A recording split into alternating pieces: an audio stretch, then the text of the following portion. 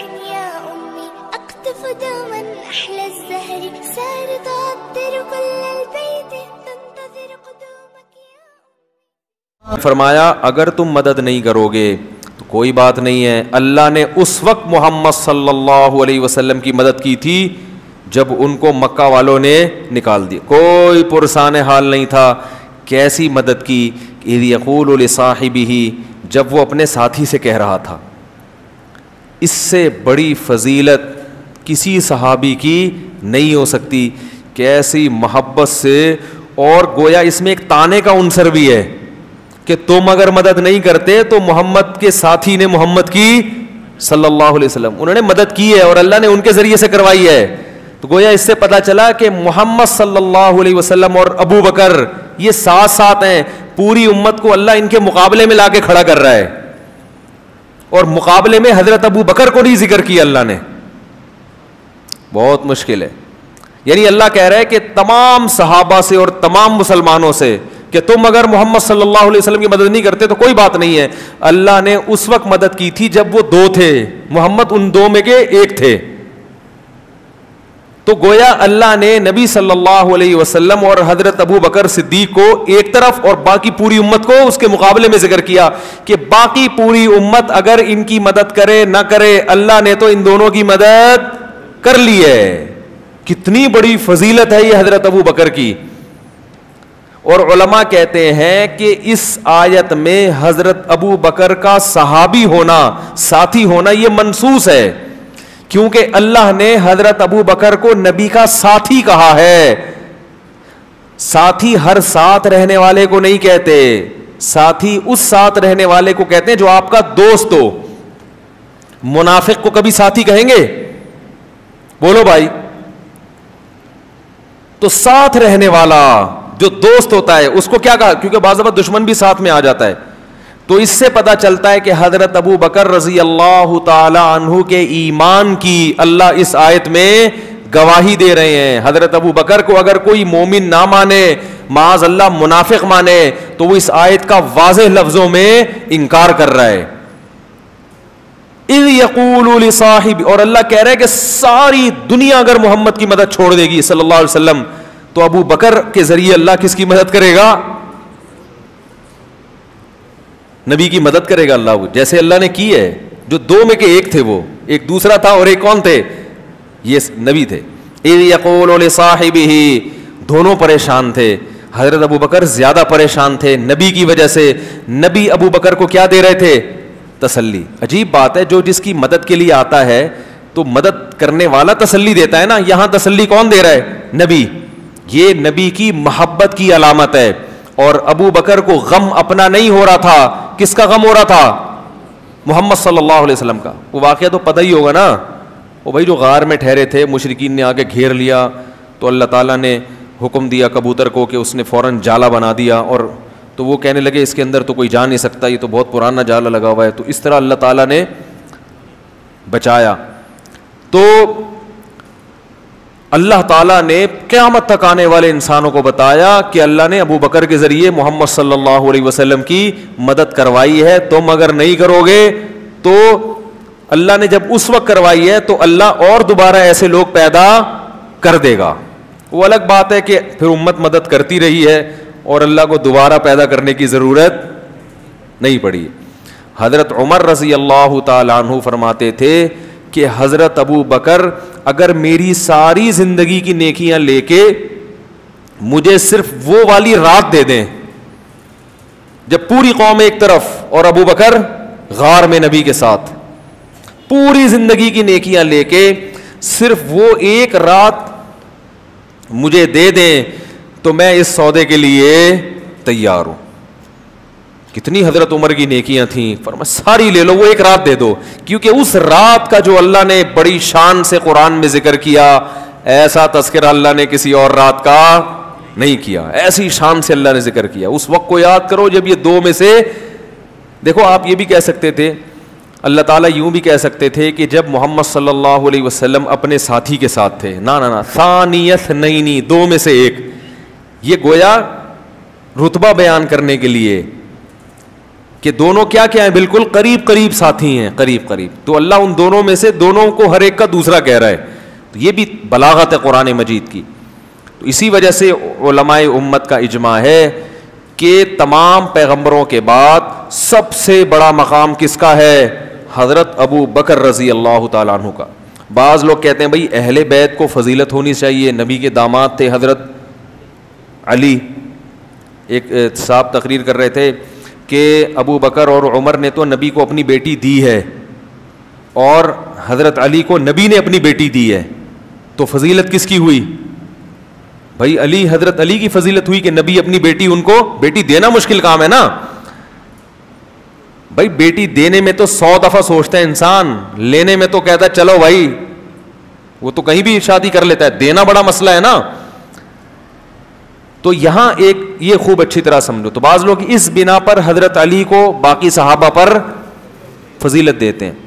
یہ خوب اچھی طرح سمجھ لیں ایک مضمون کہ ایک فضیلت ہوتی ہے جس کو فضیلت جزئی کہتے ہیں اور ایک کہلاتی ہے فضیلت کلی. یہ میں کئی دفعہ بیان کر چکا ہوں، نئے نئے لوگ ہیں تو اس مضمون کو میں دوبارہ بیان کرتا ہوں.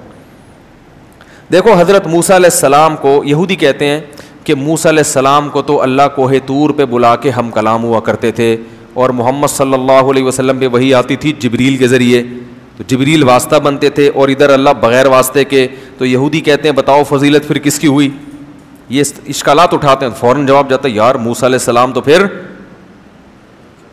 زیادہ فضیلت والے ہوئے. کیا خیال ہے بھائی؟ ان سے تو اللہ براہ راست ہم کلام ہو رہا ہے اور نبی کو جبریل کے ذریعے وحی کر رہا ہے.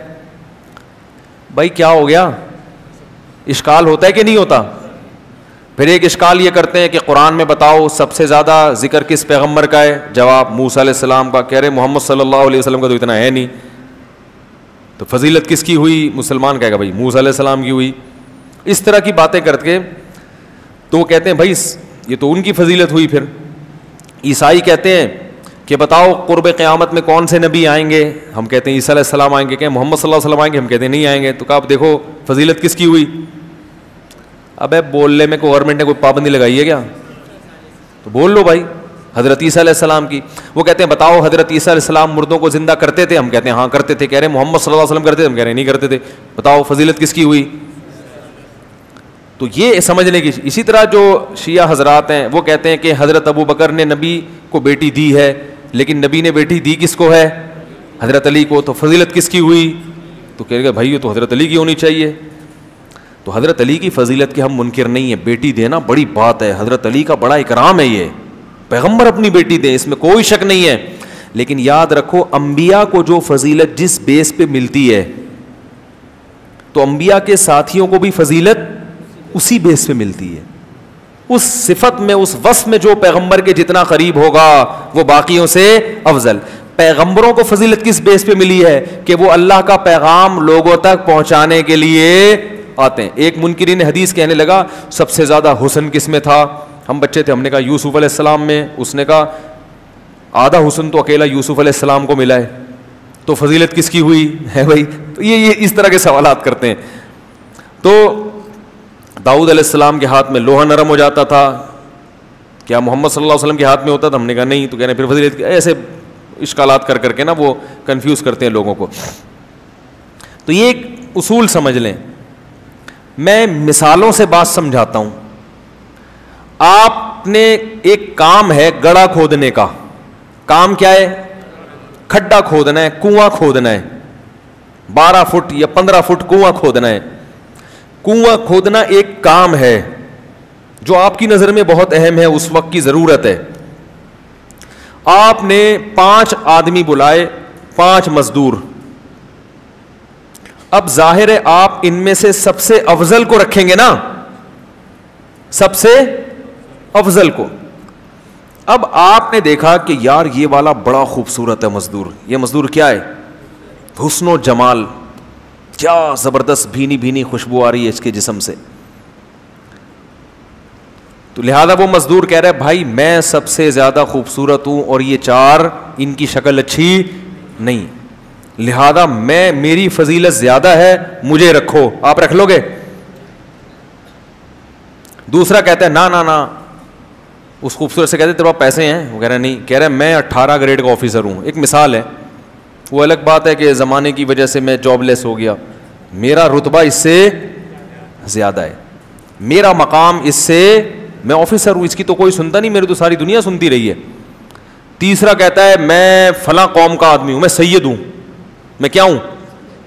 چوتھا یہ کہتا ہے. پانچواں کہتا ہے جتنی دیر میں یہ گڑا, پانچواں جو ہے نا اس کی نہ شکل اچھی ہے, بس صورت ہے, نہ اخلاق اچھے ہیں, بات کرنے کی تمیز ہے ہی نہیں, ناک بہری ہے اس کی, اور کپڑے بھی گندے, بدبو آ رہی ہے. آپ اس سے کہتے ہیں تو یہاں کیوں آیا ہے؟ کہہ رہا ہے یہ جتنی دیر میں گڑا کھودیں گے نا, گھنٹے میں کھودیں گے, میں 1 گھنٹے میں کھود کے دکھا دوں گا, اور ایسی صفائی سے کام کر کے دکھاؤں گا کہ جو آئے گا بولے گا بھائی کنواں ہے کنواں, کسی مشین سے کھدوایا ہے کیا, اور ریٹ میرے کم ہے, لیکن شکل اچھی نہیں ہے. تو کس کو ترجیح دو گے آپ؟ آپ بولو گے بھائی جو خوبصورت سے, بھائی کوئی رشتہ تھوڑی دینا ہے تجھے ہم نے, نکل یہاں سے. دوسرے کہو گے 18 گریڈ, تجھے کوئی ٹھپا تھوڑی لگوانا ہے ہم نے ڈاکومنٹس پہ, پتلی گلی سے نکل لے. ان سے پوچھا کتنی دیر میں, 18 گریڈ والے کہہ رہے ہیں بھائی میں 4 دن لگا دوں گا, کیونکہ میرا کام تو ہے نہیں, میں تو ساری زندگی ایئر کنڈیشن میں بیٹھا ہوں. دوسرا کہہ رہا ہے میں حسن و جمال اتنا ہے کہ میں اس کو بچاتے بچاتے 6 دن لگاؤں گا, زیادہ پسینہ آ گیا تو نمکیات نہ نکل جائیں, تو یہ نہ ہو جائے, تو وغیرہ, اور آتا بھی نہیں ہے مجھے. تو آپ ترجیح اس موقع پہ کس کو دو گے؟ تعریف کرو گے اس کی جس میں حسن, کہا گا آپ ماشاءاللہ بڑے اچھے آدمی ہو, بڑے ماشاءاللہ جچ رہے ہو آپ, بہت اچھے ماشاءاللہ, کرتا لگتا ہے کہ آپ نے ان سے ادھار لیا ہے, تو تعریف کرو گے. لیکن اس موقع پر ترجیح کس کو دو گے؟ کیونکہ اس وقت آپ کی نظر میں سب سے زیادہ اہم کیا چیز ہے؟ کنواں کھدوانا. تو یاد رکھو اللہ نے انسانوں کو پیدا کیا اپنی عبادت کے لیے تاکہ یہ مجھ سے جڑے رہیں. تو اللہ تعالیٰ بہت سارے دنیا میں کام کرتے ہیں, لیکن اور بہت سارے کام اللہ نے حکیموں کو بنا دیا لوگوں کے علاج کرانے کے لیے, ڈاکٹروں کو پیدا کر دیا لوگوں کے علاج کے لیے, سائنسدانوں کو پیدا کیا اللہ نے تاکہ یہ ترقی کروائیں, چاند اور سورج پہ قدم, سورج پہ تو نہیں خیر اتنی نہیں ہو رہی, چاند پہ اور مریخ پہ قدم رکھنے کی باتیں کریں, اور میکینک کو اللہ نے پیدا کر دیا وہ مختلف چیزیں بنا بنا کے مارکیٹ میں لاتا رہے. یہ ساری چیزیں انسانیت کے مقاصد میں نہیں ہیں, ضرورت ہے, ہونے چاہیے, لیکن انسانیت کو پیدا کیوں کیا تھا؟ وما خلقت الجن والانس الا لیعبدون. اصل مقصد کیا تھا؟ یہ میری عبادت کریں. تو اس اصل مقصد کے لیے جو لوگ دنیا میں آتے ہیں وہ تمام لوگوں سے افضل, تبھی تمام پیغمبر تمام لوگوں سے افضل, ڈاکٹروں سے بھی, انجینئر سے بھی, سائنسدان سے, کیونکہ اصل مقصد ان کو دیتے ہیں اللہ تعالیٰ. بالکل ایسے جیسے آپ کی نظر میں آپ کنویں کو فوکس کر رہے ہیں نا, تو آپ اس میں بس صورت, خوبصورت, ان چیزوں کو نہیں دیکھو گے, آپ کہو گے یہ والا کام کون کر کے دے گا مجھے. سمجھا پا رہا ہوں میں اپنی بات؟ تو پیغمبروں کو جو اللہ بھیجتے ہیں انسانوں کو کس سے جوڑنے کے لیے؟ اللہ سے. اس لیے اللہ کی نظر میں فضیلت سب سے زیادہ کس کی ہے؟ پیغمبر کی. اب پیغمبروں میں بھی مختلف درجات ہیں, تو پیغمبروں میں جو جس پیغمبر میں یہ رسالت والا معنی سب سے زیادہ ہوگا, اللہ کی نظر میں وہ پیغمبر سب سے زیادہ افضل. حضرت موسیٰ علیہ السلام کو یقیناً یہ فضیلت حاصل ہے کہ اللہ کوہ طور پہ بلا کے ہم کلام ہوتے تھے, مگر حضرت موسیٰ میں جو رسالت والی صفت تھی وہ ہمارے نبی سے کم تھی, کیونکہ ایک مخصوص قوم کی طرف نبی بنا کے بھیجا گیا, چند لوگوں کو, چند لاکھ کو یا چند ہزار کو اللہ سے جوڑنے کے لیے. محمد صلی اللہ علیہ وسلم کو سارے انسانوں کی طرف اللہ نے پیغمبر بنا کے بھیجا ہے. نہیں یار یہ بات بھائی دیکھو, ایک مزدور ہے جس سے ایک کنواں, آپ اس کو کہتے ہو کہ یار اس کو ایک کنواں دے دو, اس سے زیادہ کی صلاحیت نہیں, اور ایک مزدور ہے پورے ملک کا ٹھیکہ آپ اس کو دیتے ہو, تو یقیناً کنواں کھودنے میں یہ دوسرے سے زیادہ ماہر ہے. جبکہ آپ کی نظر میں کنواں کھودنا ایک وقت کی ضرورت ہے, اللہ کی نظر میں لوگوں کو انسانوں سے ملانا. تو اللہ تعالیٰ نے نوح علیہ السلام بھی بھیجے, موسیٰ علیہ السلام بھی, عیسیٰ علیہ السلام بھی, بہت ساری چیزیں دی. حضرت عیسیٰ کو کہا مردے زندہ کرو, حضرت عیسیٰ کو یہ فضیلت, یہ فضیلت, یہ فضیلت, مگر بتا دیا کہ جب محمد صلی اللہ علیہ وسلم دنیا میں آئیں گے آپ کی شریعتیں منسوخ. لو کان موسیٰ حیا لما وسعہ الا اتباعی موسیٰ کوہ طور پہ جا کے اللہ سے ہم کلام ہوتے ہیں, بڑی فضیلت ہے, مانتا ہوں. گویا نبی بزبان حال یہ کہہ رہے ہیں, ہمارے نبی گویا بزبان حال ہمیں بتا رہے ہیں کہ مانتا ہوں اللہ نے موسیٰ سے بڑی محبت کی ہے, کوہ طور پہ بلا کے ہم کلام ہوئے, لیکن اگر موسیٰ آج زندہ ہو جائیں تو جب تک میری پیروی نہیں کریں گے جنت میں داخل نہیں ہو سکتے. تو پتہ یہ چلا کہ رسالت والا معنی کس میں سب سے زیادہ ہے؟ محمد صلی اللہ علیہ وسلم میں. اس میں کوئی آپ کے برابر نہیں ہے. کس لحاظ سے؟ نمبر ایک, تمام انسانوں کی طرف, عرب عجم کالے گورے, کوئی پیغمبر تمام انسانوں کی طرف نہیں آیا, سارے انسانوں کی طرف. نمبر دو, لاسٹ میں اب آپ کے بعد کوئی دوسرا آ کے آپ کے پیغام کو کینسل نہیں کر سکتا. حضرت عیسیٰ اگر قرب قیامت میں آئیں گے تو محمد صلی اللہ علیہ وسلم کے پیغام کو ہی آگے پہنچانے کے لیے, اپنا نیا پیغام لے کر نہیں آئیں گے. تو یہ جو رسالت والا معنی ہے یہ سب سے زیادہ کس میں ہے؟ محمد صلی اللہ علیہ وسلم میں. اس لیے کلی فضیلت کس کو حاصل ہے؟ محمد صلی اللہ علیہ وسلم کو. جزوی حاصل ہے, کلیم اللہ ہونے میں حضرت موسیٰ افضل ہیں, مردوں کو زندہ کرنے معجزوں کے لحاظ سے حضرت عیسیٰ افضل ہے, لیکن یہ افضیلت ایک جزوی ہے. اصل فضیلت رسالت والی وہ کس کو حاصل ہے؟ محمد صلی اللہ علیہ وسلم کو. اب محمد صلی اللہ علیہ وسلم کے ساتھیوں کی طرف آتے ہیں. اسلام کو سب سے زیادہ سپورٹ کس نے کیا؟ حضرت ابو بکر نے. سب سے زیادہ, سب سے پہلے تصدیق کون کرتا تھا؟ ابو بکر. سب سے پہلے جب نکال دیا تو غار میں کس نے ساتھ دیا؟ ابو بکر نے. ہر چیز میں. آپ کے بعض اہل بیت اس وقت ایمان نہیں لائے تھے, بعد میں لے آئے ایمان, یقیناً اچھی بات ہے. بعض حضرت علی رضی اللہ تعالیٰ عنہ کی عمر بہت کم تھی, یہ فضیلت ہے کہ وہ جلدی ایمان لے کر آئے. لیکن سب سے زیادہ جو نبی نے دوستی لگائی ہے, دوست ہونے کے اعتبار سے, اس اعتبار سے کہ یہ میرے ساتھی ہیں, اس مشن میں میرا ساتھ دے رہے ہیں. ایک دوستی تو ویسے ہی ہوتی ہے نا, ایک دوستی مشن والی دوستی. دیکھو آپ کوئی کاروبار شروع کرتے ہو تو کاروبار کو پروموٹ کرنے کے لیے جس سے سب سے زیادہ ہیلپ لیتے ہو تو اس بزنس میں وہ آپ کا سب سے بڑا یار ہوتا ہے. تو رسالت کا کام کرنے میں جس نے سب سے زیادہ نبی کی ہیلپ کی وہ کون تھے؟ ابو بکر. اور اس میں کوئی آپ کا ثانی نہیں بن سکتا. نبی صلی اللہ علیہ وسلم نے کہا, مشرک وہ ابو جہل تھا یا پتہ نہیں ابو لہب تھا, تو وہ آیا نبی کے پاس, حضرت ابو بکر کے پاس, کہنے لگا کہ پتہ ہے تمہارے ساتھی نے کیا دعویٰ کیا ہے کہ وہ آسمانوں پہ گئے ہیں اور اس طرح سے جو ہے نا سیر کر کے آئے ہیں آسمانوں کی, اور رات کے تھوڑے سے حصے میں. اس کا خیال تھا اب تو ابو بکر بھی کہیں گے یار یہ تو کچھ غلط ہو گیا. تو ابو بکر رضی اللہ عنہ نے کہا کہ کیا واقعی انہوں نے یہ دعویٰ کیا ہے؟ اس نے کہا ہاں. وہ تو مذاق اڑا رہا تھا نا. انہوں نے کہا پھر سچ کا ہے. پھر کیا ہے؟ سچ کا ہے. ایسے موقع پہ ایسا ساتھ دینا. صلح حدیبیہ میں کیا ہوا ہے؟ دب کے شرائط قبول کی گئی ہیں نا, یعنی بظاہر دب کے ساری شرطیں مانی گئی ہیں. کس کی؟